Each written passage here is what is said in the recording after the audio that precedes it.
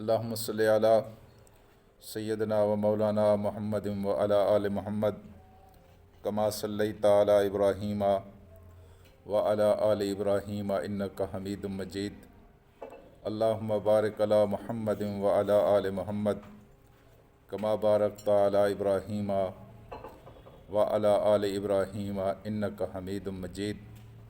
اس بات پر ہم اللہ کا شکر ادا کرتے ہیں کہ اس نے اس وقت ہمیں اپنے گھر میں جمع ہو کر اکٹھے ہو کر اپنا ذکر کرنے کی، اپنا نماز پڑھنے کی توفیق عطا کی ہے۔ یقیناً اس وقت بہت سارے لوگ ایسے ہوں گے جو خدا کی معصیت و نافرمانی کر رہے ہوں گے، بہت سارے لوگ ایسے ہوں گے جو اپنے کام کاج میں مصروف ہوں گے۔ اللہ پاک نے ہمیں یہ عزت اور سعادت عطا کی ہے کہ ہم سب سے پہلے اللہ کی مسجد میں آئے ہیں اور یہاں بیٹھ کر اس کا ذکر کر رہے ہیں اور اس کا ذکر سن رہے ہیں۔ میرے عزیز دوستو،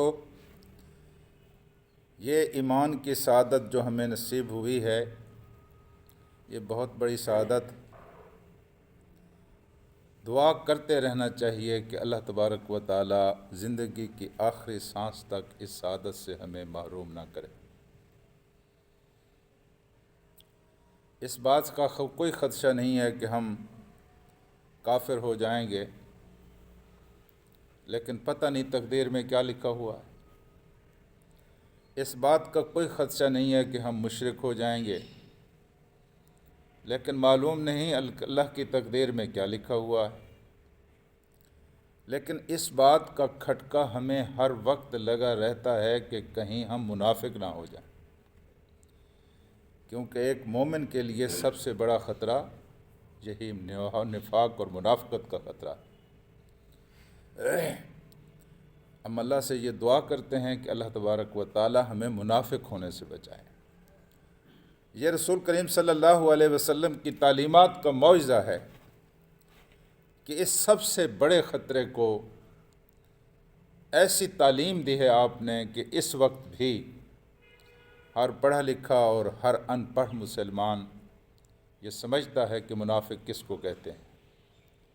سب کو پتہ ہے کہ جو بات کر کے اس کی خلاف ورزی کرے، وعدہ کرے اس کی خلاف ورزی کرے، امانت رکھی جائے اس میں خیانت کرے، بات کرے تو اس میں جھوٹ بولے، جب جھگڑا ہو جائے تو اس میں گالیاں دے، وہ شخص منافق ہے، ہر کسی کو پتہ ہے۔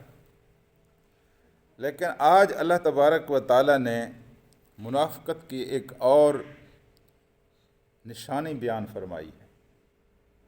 پہلے تو یہ کہا ہے کہ ان المنافقین، یہ منافق جو ہوتے ہیں نا، یخادعون اللہ، یہ اللہ کو دھوکہ دینے کی کوشش کرتے ہیں، وَهُوَ خَادِعُهُمْ، اور اللہ تعالیٰ الٹا کر وہی دھوکہ ان کے سر کے اوپر ڈال دیتا ہے۔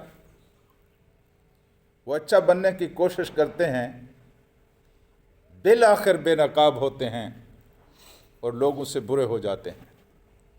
یہ اللہ تبارک و تعالیٰ اس دھوکے کو ان کے اوپر الٹا رہا ہے،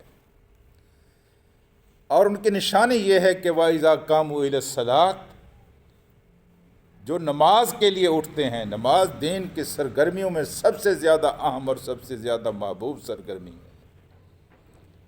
کفر اور اسلام کے درمیان یہ فرق ہے، سب سے اچھی سرگرمی، سب سے خوبصورت سرگرمی، اور اس سرگرمی کو اللہ تبارک و تعالیٰ ایک دن میں 5 مرتبہ ایک بندہ مومن سے دہرواتا ہے۔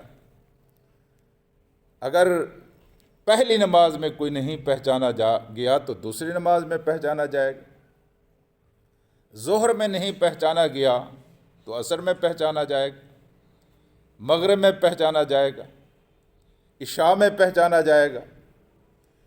تو اس سرگرمی کے وقت پتہ چل جاتا ہے کہ کون منافق ہے اور کون مومن ہے۔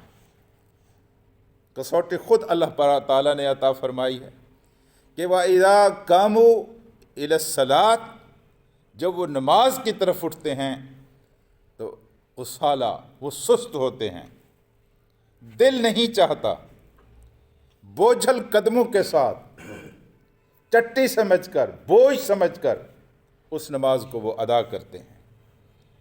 दिल की आबादगी नहीं होती, दिल की खुशी नहीं होती, पढ़ तो लेते हैं लेकिन सुस्ती के साथ पढ़ते हैं। अल्लाह के रसूल सल्लल्लाहु अलैहि वसल्लम ने फरमाया, बैठे रहते हैं, बैठे रहते हैं, बैठे रहते हैं, जब बिल्कुल आखिर वक्त होता है तो उठते हैं और 4 ठूंगे मारते हैं और कहते हैं नमाज अदा हो गई। जी, तो ये सबसे पहली निशानी है कि जब वो नमाज के लिए उठते हैं कामु कुसाला, तो वो सुस्ती के साथ उठते हैं।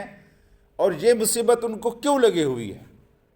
युराउन अन्नास, दरअसल वो नमाज लोगों को दिखावे के लिए पढ़ते हैं, अल्लाह के लिए थोड़ी पढ़ते हैं। अल्लाह के लिए वो नमाज पढ़ते हों तो उनको पता हो कि वो अपने घर से अगर 15 मिनट पहले निकले हैं तो एक एक मिनट का अजर व सवाब उनके लिए मस्जिद में ज़्यादा है जे जाए कि वो अपने घर में बैठे रहें। वो लोगों को दिखावे के लिए वला यज़कुरूना इल्ला कलीला, वो अल्लाह का ज़िक्र बहुत कम करते हैं, अल्लाह की याद उनको बहुत कम आती है। कभी कभी ऐसा होता है, बल्कि अक्सर औकात ऐसा होता है, सारी की सारी नमाज पढ़ जाते हैं, अल्लाह याद नहीं आता, अल्लाह का ख्याल दिल में नहीं गुजरता, अल्लाह के सामने खड़े होने का एहसास ही पैदा नहीं होता, वो कैफियत ही तारी नहीं होती जो नमाज दरअसल अपने पढ़ने वालों के अंदर पैदा करना चाहती है। तो ये उनकी निशानी है। और फिर सुस्त आदमी किसी मकाम के ऊपर भी